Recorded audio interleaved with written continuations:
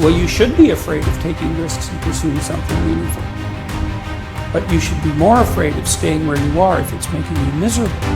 It's a luxury to pursue what makes you happy. It's a moral obligation to pursue what you find meaningful. And that doesn't mean it's easy.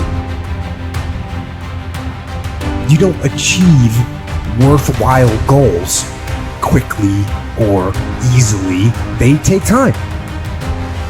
They take struggle. They take relentless pursuit day in and day out. That's what it takes. I wish I had not waited 14 years. Somebody said if you want to lose something, lose money.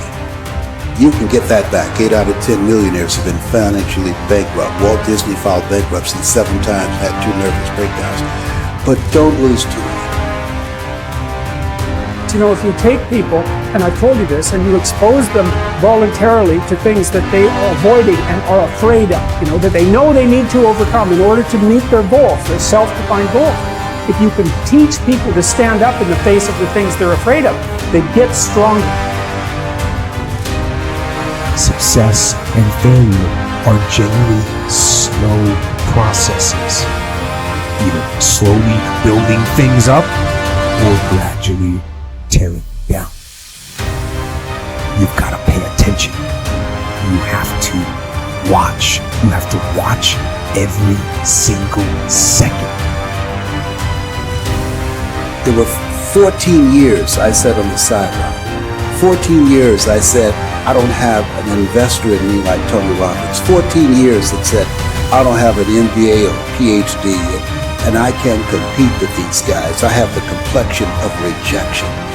14 years, I silenced my wow.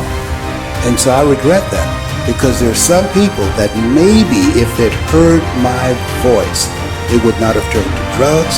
If they'd heard my voice, their lives would have taken a different direction. And I can't get those 14 years back.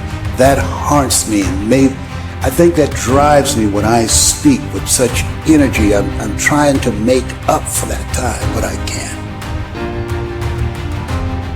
It's like the first thing you want to do is dispense with the idea that you get to have any permanent security outside of your ability to contend and adapt.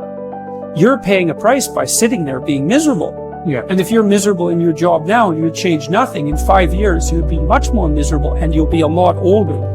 Clock is ticking. Because those seconds, they turn into minutes. And minutes turn into hours. And hours turn into days. And days turn into years. If for 10 years, if you didn't avoid doing what you knew you needed to do, by your own definitions, right, within the value structure that you've created, to the degree that you've done that, what would you be like?